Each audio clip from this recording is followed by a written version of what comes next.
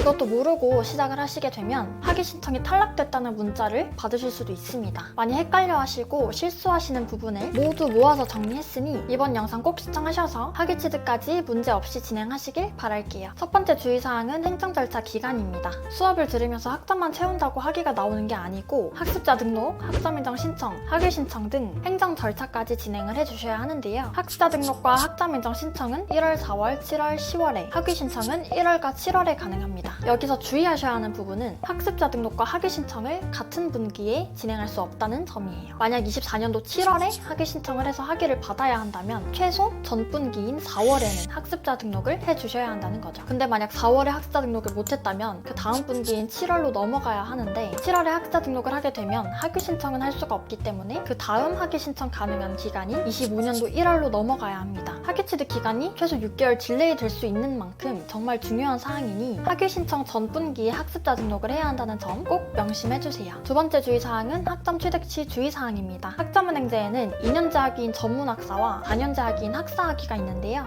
전문학사학위는 전공 45학점 이상, 교양 15학점 이상을 만족시킨 채로 총 80학점이 있어야 하고 학사학위는 전공 60학점 이상, 교양 30학점 이상을 만족시킨 채로 총 140학점이 있어야 합니다. 아무렇게나 80학점, 140학점을 이수한다고 해서 학위가 나오는 게 아닌데 실제 이렇게 알고 전공 교양 구분 없이 아무렇게나 학점을 이수하는 분들이 계시더라고요. 전공 교양에 대한 학점이 채워지지 않은 채로 80학점, 140학점이 채워져도 학위가 나오지 않으니 이 점도 꼭 주의해주시고 일반 학점은 0학점이어도 학위가 나오니까 이 점도 참고해주세요. 세 번째 주의사항은 전공 필수 학점입니다. 경영학, 학사학위로 예를 들어보자면 여기에는 전공 필수 과목이 9과목 있고 학점은행제 내에 있는 모든 강의는 과목당 3학점이기 때문에 전공 필수 학점이 27학점 채워져야 합니다. 그러나 전공 필수 27학점을 모두 채우지 못한 상태로 140학점을 이수하게 되면 이 또한 학위 탈락 사유가 됩니다. 전공 필수 과목을 꼭 확인해 주시고 참고로 전공 자격증은 전공 필수 학점으로 대체가 되는데요. 이게 무슨 말이냐면 예를 들어 전공 9과목인 27학점을 3과목인 9학점은 온라인 수업으로 6과목인 18학점은 전공 자격증을 대체로 채우셔도 전필 27학점은 모두 채워졌으니 전공 필수 9과목 중 6개를 듣지 않았어도 학위가 나오는 거죠. 네 번째 주의사항은 전적대 학점 활용입니다. 학점은행제에는 온라인 수업 외에도 학점을 채울 수 있는 방법이 다양하게 있는데요. 전적대 학점을 활용하거나 학점으로 인정이 되는 자격증을 취득하거나 독학사 시험 합격을 통해 학점 이수를 하거나 등으로 다양하게 있습니다. 그 중에서 전적대 학점을 활용하실 분들이 주의하셔야 하는 점이 있는데 다니시다가 자퇴를 했거나 제적이 된 상태라면 이수했던 학점을 모두 끌고 와서 활용을 할 수 있지만 2년제를 졸업한 경우에는 80학점까지, 3년제를 졸업한 경우에는 120학점까지만 활용이 가능합니다. 다만 이건 최대로 활용이 가능한 학점이고 항상 모든 학점을 끌고 와서 활용할 수 있는 건 아니에요. 대학에서 전공 수업으로 들은 학점을 학점은행제에서 전공 수업으로 인정시킬 수 있는 경우는 많지 않기 때문에 대학에서 들은 수업들이 학점은행제로 끌고 올 때 전공으로 인정이 되는지, 교양으로 되는지, 일반으로 되는지 하나하나 확인을 해주셔야 합니다. 몇 학점을 활용할 수 있고 무슨 과목을 어떻게 활용할 수 있는지는 학점은행제 홈페이지에서 온라인 학습 설계를 통해 확인해 보실 수 있지만 수기로 입력해야 하는 게 너무 많기도 하고 처리까지 2주라는 꽤 긴 시간이 걸립니다. 그래서 전적대 학점에서 학점을 활용하려고 하는데 난 좀 빠르게 확인을 하고 싶다 하시는 분들은 저한테 문의 주셔서 성적증명서 보내주시면 확인 도와드릴게요. 다섯 번째 주의사항은 자격증 취득 개수입니다. 학점 인정이 되는 자격증을 취득하는 것도 전적대 학점을 끌고 와서 활용하는 것처럼 다양한 학점 인정 방법 중 하나인데요. 다만 학위 취득 과정에서 자격증을 무제한으로 인정시킬 수는 없고 전문학사에서는 최대 2개, 학사에서는 최대 3개까지 인정이 가능합니다. 그리고 전공과 관련이 없는 일반 자격증은 최대 1개까지만 인정이 가능해요. 그래서 예를 들어서 설명드리면 학사 과정에서 자격증을 인정시키려고 할 때 전공 자격증 3개를 인정시키는 것, 전공 자격증 2개와 전공과 관련 없는 일반 자격증 1개를 인정시키는 것 이렇게는 되지만 전공 자격증 1개와 전공과 관련 없는 일반 자격증 2개나 전공과 관련 없는 자격증 3개 이렇게는 인정을 시킬 수가 없습니다. 마지막 여섯 번째 주의사항은 의무 18학점입니다. 학점은행제를 통해서 학위를 취득할 때 필수로 학점은행제 수업을 통해서 18학점을 이수해야 한다는 규정이에요. 예를 들어 3년제 대학을 졸업해서 120학점을 모두 인정받았고 산업기사라는 자격증을 취득해서 이에 해당되는 16학점을 인정받았다고 가정해봅시다. 그러면 학사학위 기준 학점인 140학점까지 부족한 4학점만 추가로 채우면 되는 거 아닌가 생각하실 수 있는데 이럴 경우에도 의무 18학점이라는 규정 때문에 학점은행제 수업을 통해 최소 18학점, 즉 6과목을 들어주셔야 한다는 거예요. 이렇게 오늘 학점은행제 학위 신청을 탈락하는 분들이 가장 많이 헷갈려 하시고 실수하시는 부분